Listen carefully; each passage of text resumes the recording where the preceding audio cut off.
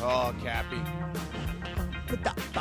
I hope you blew the shofar because I felt like the Rams blew that game yesterday. Do you feel like they blew it, really? Well, I mean, from the jump, I felt like they blew it. They had so many chances, even despite the deficit early on at 14-0. They had so many chances to win that game. And, again, special teams cost them. Again, turnovers cost them. There you by go. Kyren That's the Williams. big one. That's the big one. And then, again, you know, we can argue about the last play call, and I know everybody has and will, and we probably will do the same. But I'm a big believer in if you can't get a yard, you can't win the game. Right. Like you don't deserve to win the game. 7:03, by the way. Good morning. Good morning to you. Good morning. Good morning to you, Christopher. By the way, the Scumbag of the Game award was given out last night during the postgame show. To who? I gave it to Josh Carty. Because if he could actually make a kick, maybe they would have kicked instead of going for it. I don't know how much of that was on Josh Carty. And it should go to Chris Shula for that gutless defense in the first half. We should go to Cappy on that. Like, Cappy, was that on the kicker? Was that on the line? They have another kick block? Listen, if we want to watch it again, we can watch it on YouTube together. There's the reverse angle, and you just see that old line get just beat up, just blasted through. And so, again, you know, you can argue that Carty may have kicked the ball low. I would argue that the bigger miss is not the blocked PAT. Obviously, that one was a killer. The 53-yard field goal, I mean, I realize it's not a chip shot. Everybody assumes it is because now everybody's kicking 60 and 65-yard field goals. But those are kicks you got to make indoor. When I say indoors, I mean, you know, with a roof, no weather to deal with, artificial surface. Those are kicks you got to make. But and George, I'm with you. You know, that 4th and 1 play in overtime that ends the game, a lot of people will look at that play and they'll say terrible play call. And by the way, I would Sean agree. McVay said so afterwards. Yes, I would agree. Did you watch the postgame? Yes, I did. Yeah. I hated the play call. So let's hear from Coach Sean McVay after the game. Thought about maybe trying to draw them off sides. I took one. They took the other. And it was a poor decision by me right there. But, you know, you give the Niners credit. They made enough plays to be able to win the football game. We had plenty of chances throughout this game. You know, we stayed in it. We fought. We battled. But there's a lot of things that we have to be able to clean up and a lot of football left. But I'm pretty sick right now. I'm sick of the spot that I put our group in to end the game. But, hey, these are the tough beats that you got to be able to learn from and move forward, and that's what we're going to do. Yeah, I mean, we all love Sean and love a coach that takes it on himself. But that's really not on him. I mean, yeah, the last play, 4th and 1, I hated the call. I absolutely hated it. And, of course, the obvious is that if they get it, it's a great play call. I would question the play call, George, mostly because the Rams were down 2 offensive linemen in that game, 2 starting offensive linemen, and they ran to the side where they didn't have Rob Havenstein, their starting right tackle. So I question the play call, and I hated it. But can I tell you that if we want to blame Carty for the PAT that got blocked, okay, fine. You want to blame Carty for the missed field goal, that works too. Chris just said he wanted to blame Chris Shula. Hey, look, when you've got a team backed up on their 10-yard line and they've got a backup quarterback and they don't have most of their offensive weaponry and they're able to drive the ball down the field and get themselves into field goal position, you could blame that. But for me, this is my blame. You lost 2 fumbles in this game. One, because you tossed the ball to a running back who didn't catch the ball and lost it in Blake Corum. And George, you're going to fumble the ball going into the end zone. Do you realize that game is over in regulation if Kyren Williams does not fumble at the goal line? And that's been a problem in Kyren Williams' career thus far. Yeah, and Linz, maybe you could do a little bit of research here real quick and find out how many fumbles Kyren Williams has had and how many he's lost. It's a problem. Oh, maybe Bergie's got it. I do have it, actually. Oh. Emily was talking about it on the postgame show last night.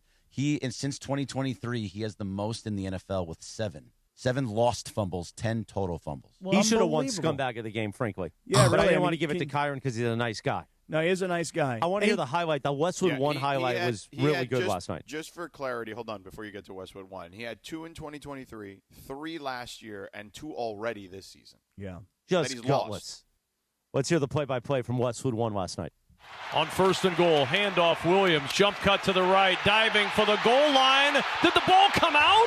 The ball came out at the 1-yard line, and San Francisco recovers. Kyren Williams fumbled the football. He got to the 1 and he coughed it up, and the Niners have it. At the bottom of the pile, it's San Francisco football. Yeah. You see, George, listen, we can all sit here and complain about the fourth down call in overtime. To me, there's two ways of looking at it. There's the why the heck would you give the ball to Kyren Williams when he fumbled at the end of regulation when the Rams could win that game at the end of regulation? Why would you go back to Kyren Williams? Then there's the other way of looking at it, which is, hey, a coach really believes in his player, and Kyren made plays after that. Yeah, he did. So, but to me, there were so many opportunities in that game where you saw them on 3rd and 1. They go for it, they don't get it, but then they come back and they get it on 4th and 1. This was 4th and 1.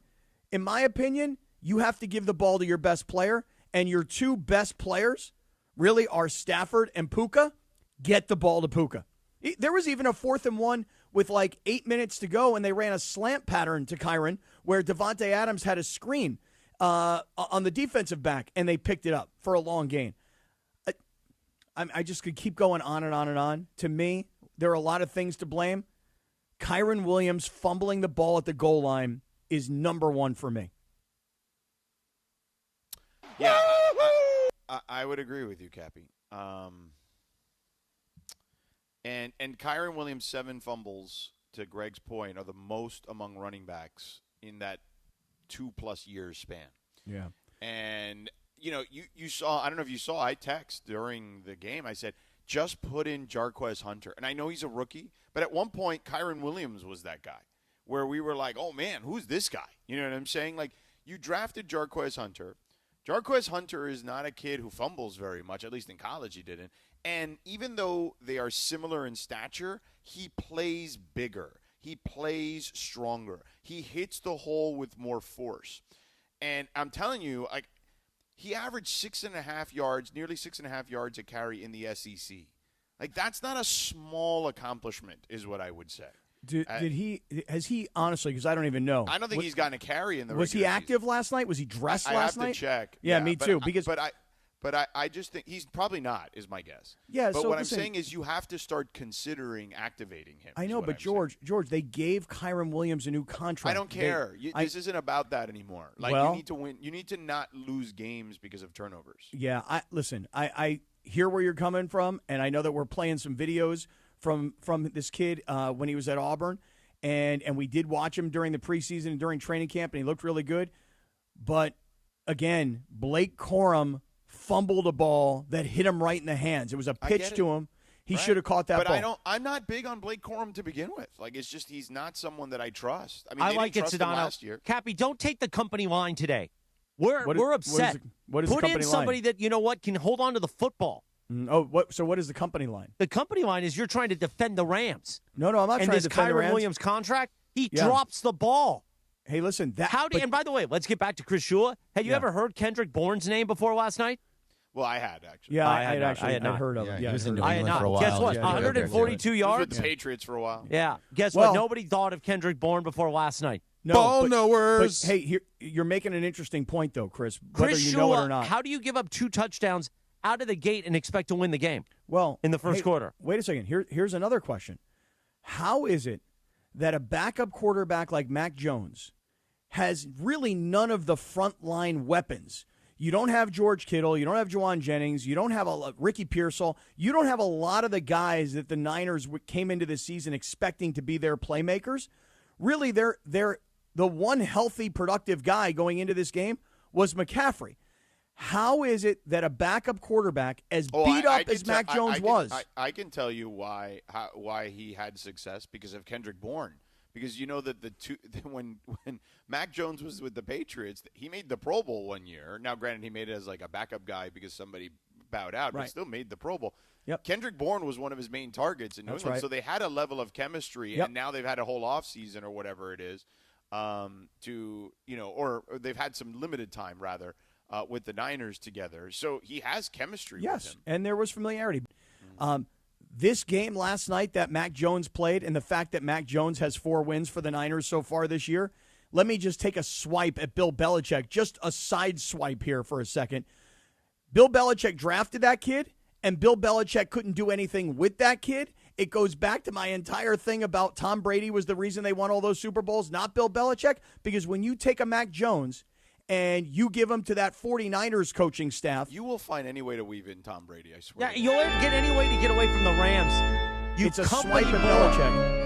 Yeah, I don't know what you're talking about this morning. Keep trying to make that up, Chris. Keep trying to make up the company line thing. Keep going with that. No, it's not, that one's not going to work today. But it's going to land because you keep getting off of the Rams. No, because here's the thing. You're sad about the Rams losing. I am. I'm not sad. You're not sad about the Rams? No, not at all. Losing? I'm actually mad about the Rams losing. Are you sad about the Padres losing? Nah, those guys stink too.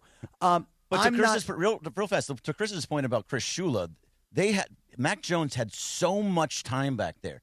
So that's a defensive thing where they couldn't even get into the backfield, especially in the first half. The first half, for sure, he was standing back there looking around for 10 seconds, being like, "Oh, there's Kendrick Bourne." But Bryant and in the second half was better. Really, I mean, they laid a bunch of licks on him. Like, he was dinged up, and he was hobbling all over the place. The guy was a total warrior. Mac Jones last night had a moment where you're going, okay, this is this kid's redemption tour, where people are going to look at him and they're going to go, you know what? Maybe he is a starting quarterback in this league. Maybe it was that New England didn't know how to coach him. Well, by the way, Sam Darnold. This is what Kyle Shanahan did for Sam Darnold, right? And maybe this is it. And by the way, Kyle Shanahan, 6 straight wins over Sean McVay as the betting underdog in a game, which ties the longest such streak by one head coach against another in the Super Bowl era. Mike Tomlin beat John Harbaugh 6 straight times as an underdog from 2020 to 2024. So and you know that line got up to 9 points yesterday. And I was so confident that the Rams were going to win this game by double digits because you were confident before all the changes. I was super confident that the Rams were going to win this game by double digits, no doubt in my mind. And to be down 14-0 and to have to battle back. And again, lost fumbles, blocked extra points, missed field goals, terrible coaching calls. I could go on and on and on. God, it pisses me off. Say it was a gutless performance. Oh, gutless is just the beginning. Good job, Cappy. It was worse than gutless. I like it. I'm just stewing though. Like, I'm not sad that the Rams lost the game last night.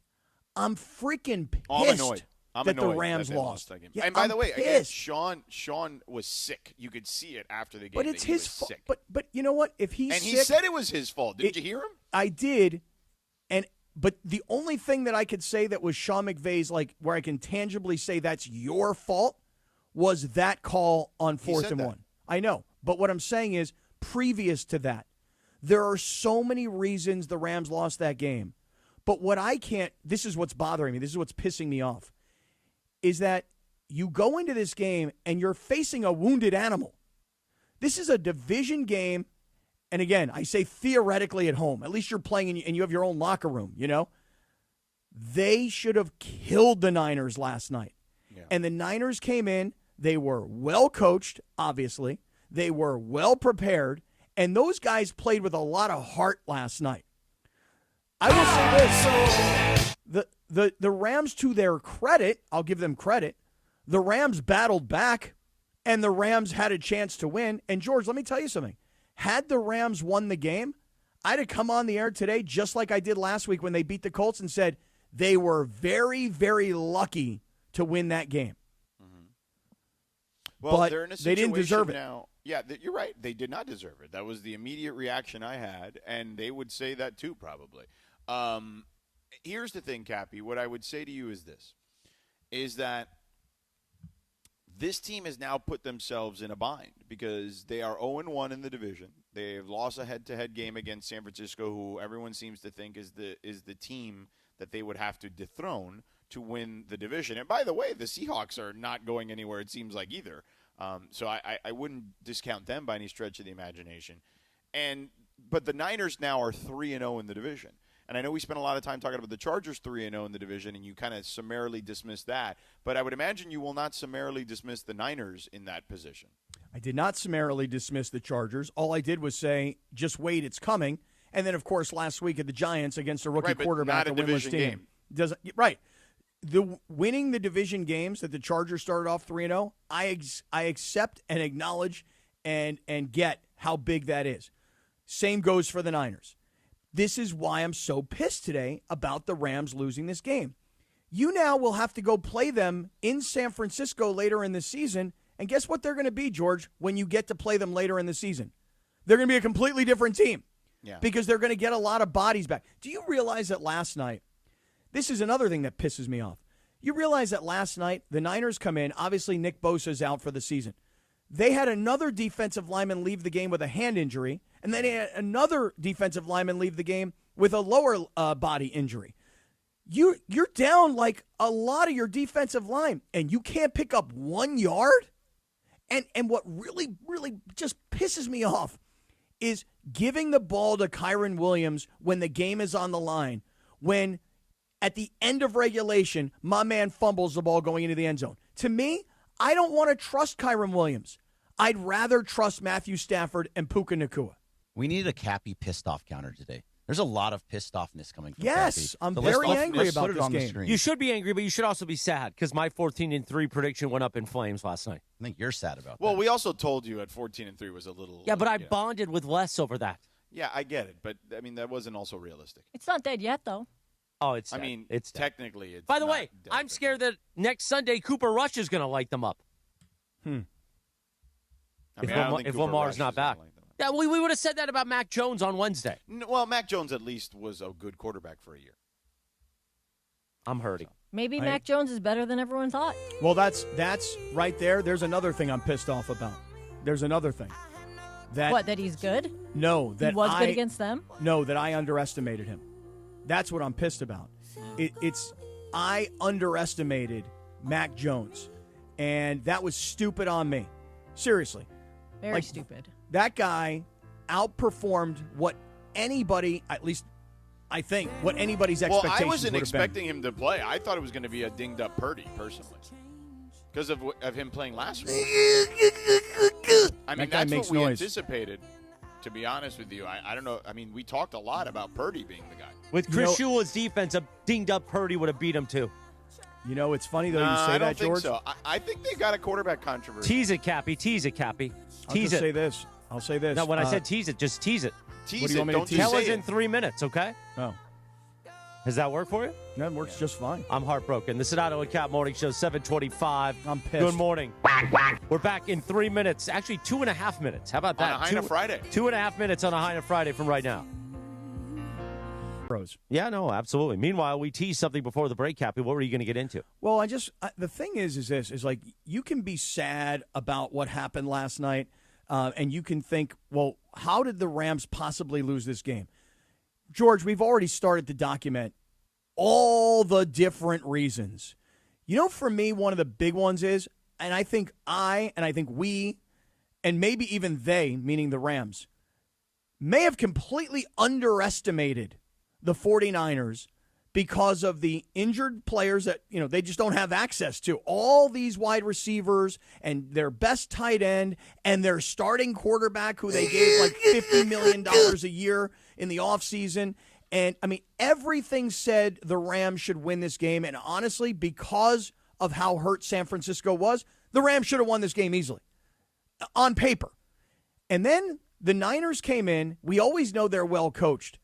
But to have a quarterback who, again, I'm going to say most of us did not have much respect for because of his, I'll put this in quotes, failures in New England, for him to come in and have this kind of a game, for Kendrick Bourne, who, Chris, to your point, not a lot of people really were familiar with his work, for him to have this kind of a game.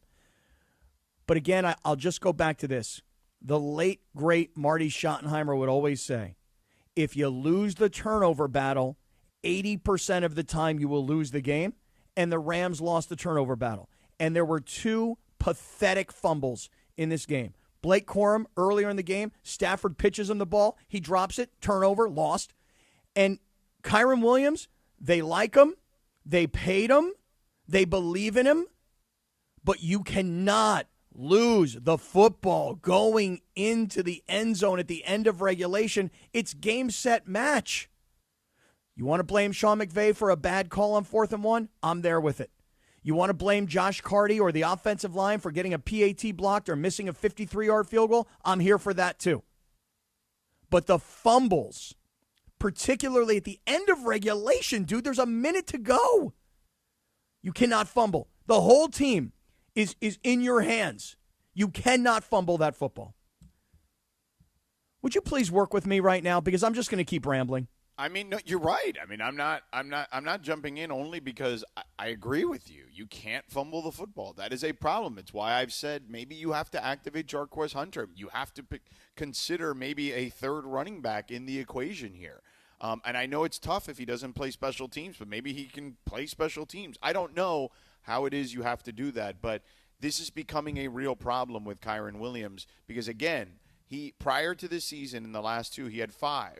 And now he's got 2 already, and we're only, 5 weeks into the season. That's not It's not good. It's not that's not palatable. There's not a way you can win games that way consistently if you're putting the ball on the ground. And George, it does. It costs you games. Kyren Williams' fumble last night to me is reason number 1 they lost that game. Yeah. But when you look at the Ravens, just as an example, we've seen Derrick Henry lose 2 crazy fumbles already this year, and it's cost the Ravens games. Fumbling the football, turnovers are what kills teams. And Kyren Williams last night to fumble the ball with 1:05 to go on the goal line is absolutely, utterly unacceptable. And what really, again, this is what pisses me off. Is that for me? I'm Sean, sorry, Cap, but George's reaction there was amazing. It was beautiful. Happy counter 9. I'm at 9 or I'm at 10 pissed offs. What pisses me off is to give Kyren Williams the ball on 4th and 1 in overtime. I love the guts to go for it. That I love. Yeah. But I hate the play call. You've got offensive linemen who are banged up and hurt. Your starting right tackle is out of this game. Where do you run? To the right side. You know what, really? Gosh, I'm going to get more angry. You ready for this? Are you pissed off? Are you pissed off? Yes, I'm pissed off. Let me ask you guys a question. Does anybody remember a game 2 weeks ago against Philadelphia where they didn't get a 4th and 1 and they gave the ball to Kyren Williams and they ran the same freaking play? Does anybody remember that? Yes. Okay, guess what? You know who else remembered that? Who? The 49ers. Yeah. Robert Saleh, their defensive coordinator. They all remembered it. Oh, it's 4th and 1. They're going for it. Look, they're all bunched up on the offensive line. Gee, I wonder what they're doing. But Matthew Stafford had been playing amazing at overtime. Why not let him pass the ball? Why not run a jet sweep? Why not do something? But listen, there is an old adage of if you can't gain a yard when you need it, you don't deserve to win the game. You're right. That is true. And that is definitely one of these 2 things can be true thing. Like, I get it, Matt. Because here's the thing. You're playing the result there a little. And what I would say by that is this. If Matthew Stafford drops back and he gets pressured and he can't get the ball off cleanly and they throw an incompletion or something, you guys are screaming at the TV, why are you throwing it there? Why can't you just run it? If you can't gain a yard, you don't deserve to win the game. And you'd be doing that thing too. So you're damned if you do, and you're damned if you don't. You're exactly right. No. So everybody in the suite, we were at the game yesterday. Bergman's about to Here we go, fire. sweet talk. No. It's just we were all talking. You know about when the game. you started Don't improperly, you by went the saying no. too sweet. The no. No, yeah, No. No, that's fine. But everybody we were talking to was all like, just don't run the ball to the middle. Find Puka Nacua, go out, find somebody else, throw the ball, but do not run Kyren up the middle. That was what the entire place was saying. Greg, if you can't run the ball for 1.5 yards, sure, I agree. But let me ask you guys. Your offensive line is banged up. You have two guys that are not your normal starters, and Dedich and McClendon. You can't run behind those guys. And if they've also been blown up in a lot of different situations too. So if they drop back to pass, you're expecting them to be able to pass block? He was protected for the entire overtime. George, your point is okay, right but on. All it takes is one guy to get by them. So you the same offensive line, you're not trusting to run the ball. You're saying that just because they protected him in overtime in a very small sample size, that you think that when the game is on the line, that you would trust them there in that situation. Yes, because Matthew Stafford had 389 yards passing and I think 2 or 3 touchdowns passing. Yeah. He was great yesterday. Right, I get that. He was great yesterday. But however, it doesn't mean that the game on the line. So you like the call. I don't care. You got to get a yard. Get it however you're going to get it. But my point to you is you would criticize them regardless if they failed. That is true. No, hold on. That's true. Had they gotten the first down on the run, we'd all been like, hey, good, that's what you're supposed to do, and that's what you're supposed to be able to do. And if they ran a different play and they didn't pick it up, let's say they were going to throw the ball with Stafford and Nacua, then you'd say if they didn't get it, you'd be like, why'd they throw the ball? There's no doubt they're damned if they do, they're damned if they don't. 100%. Yes. However, 100%. hold on. Do we think Sean McVay is a smart guy? Do we think he's a smart coach? Yeah. Do we think he's a creative guy? Got a creative offense? Yeah. So for me, what I'm thinking to myself is come up with something that's just an ounce creative, because you're running the ball behind a backup offensive line. But now, what would classify as that? I'm just curious. For me, here's what I would have done. I would have play actioned to Kyren Williams. I would have sprinted. I would have sprinted Stafford out, and I would have thrown the ball to Nacua, and I would have had a tight end in the back of the end zone if I need a second option. Or I could have done what they did. I could have done what they did earlier. That was nice. 8:18 to go. 8:18 to go in the fourth quarter. I could have done the exact same thing. They threw a ball to Kyren Williams out of the backfield on a slant where Devontae Adams screened the defensive backs, and they picked up like 25 yards. There were a million other things they could have done. They just decided, hey, we're going to play tough guy football. And you know why they decided to play tough guy football? Because regardless of having 2 offensive linemen out, when you look across the field at San Francisco, they have 3 starting defensive linemen out. Right. So, hey, you know what? We should be able to pick up a first down on 4th and 1. I'm showing my team. You should be able to pick up a yard and a half. I'm showing my offense.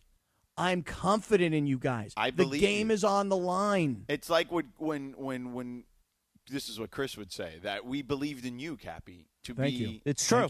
Thank you. To be the straw that stirs the drink. Yep. We believe in us. That's right. You tell him, Coach. So what I said to Travis, we were at HBC waiting for the postgame show to start, watching the game.